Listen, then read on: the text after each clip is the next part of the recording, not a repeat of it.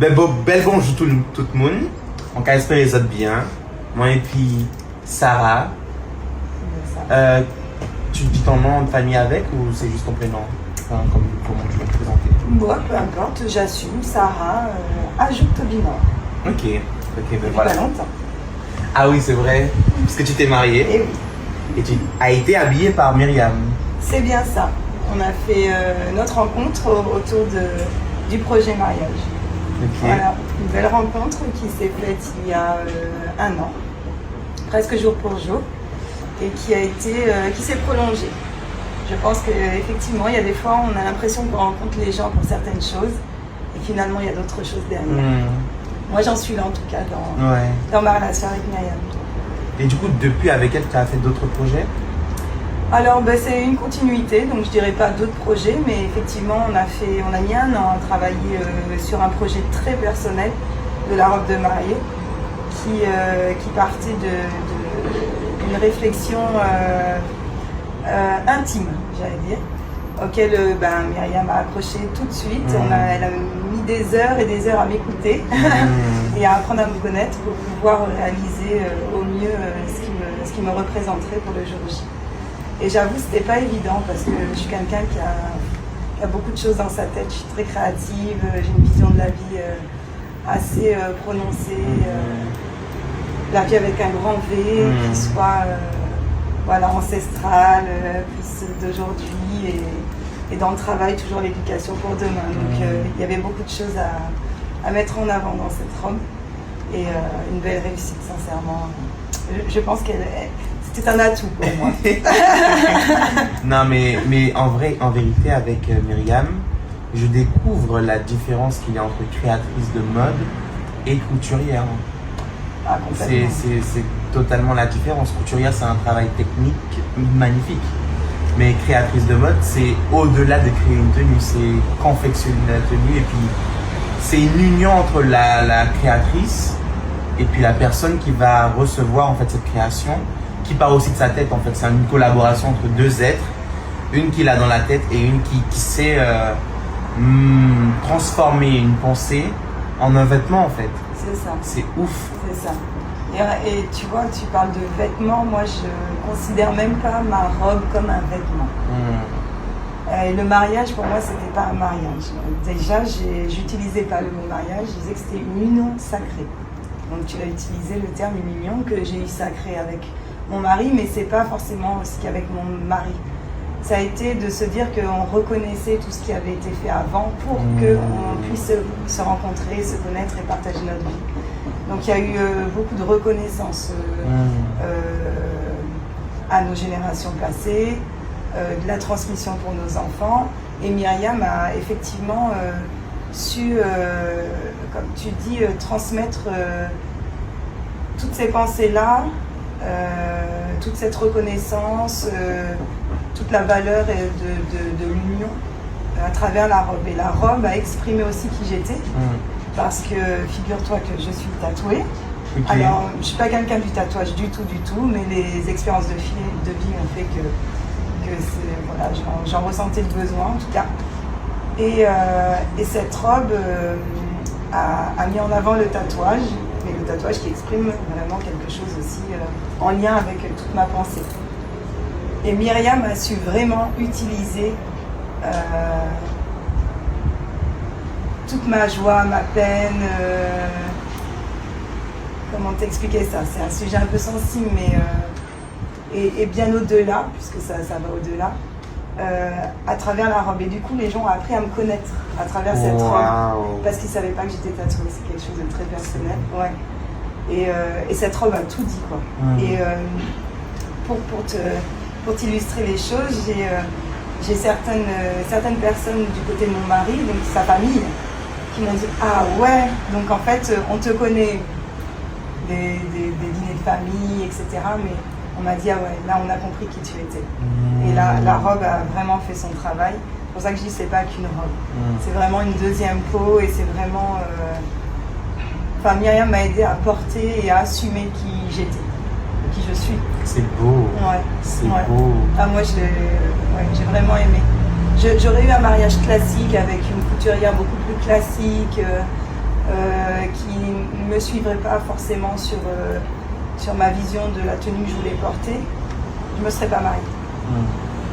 J'avais pas du tout, à la base je suis pas forcément de mariage, mais il fallait que ça soit une union sacrée, des pieds à la tête en passant par la robe. ouais, elle a rajouté cette touche-là. Voilà. Tu t'es incarné en fait toi-même. C'est ça, incarnation. Et puis c'est pas des vêtements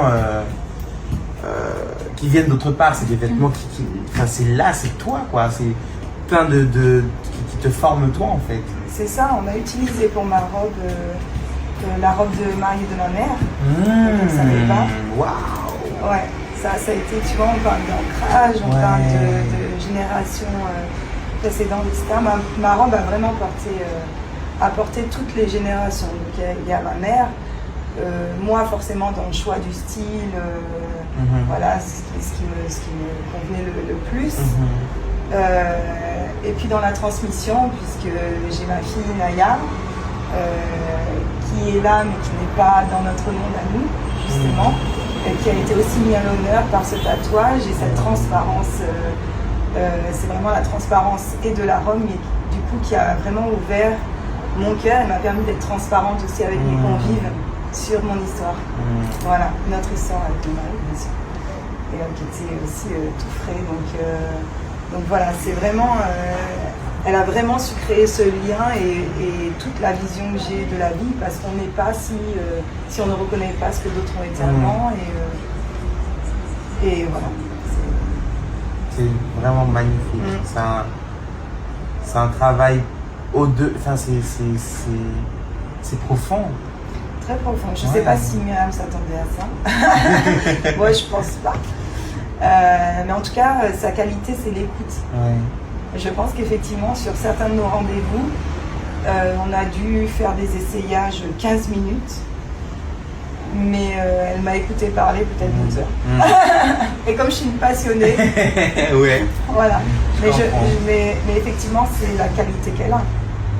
L'écoute, c'est très rare aujourd'hui, des gens qui sont patients et qui savent écouter et être dans l'appréciation de l'écoute. C'est vrai que quand c'est une histoire qui ne t'appartient pas, des fois tu ne l'appropries pas et du coup tu écoutes. Il y a beaucoup de personnes aussi qui ne vivent qu'à travers leur histoire. Ils ne prennent pas le temps de découvrir l'histoire des autres, puisqu'ils sont déjà embaumés par leurs problèmes, leurs difficultés, leurs réussites, leurs défis. Du coup, ils n'ont même pas ils prennent pas de recul sur leur vie, ils ne regardent pas du coup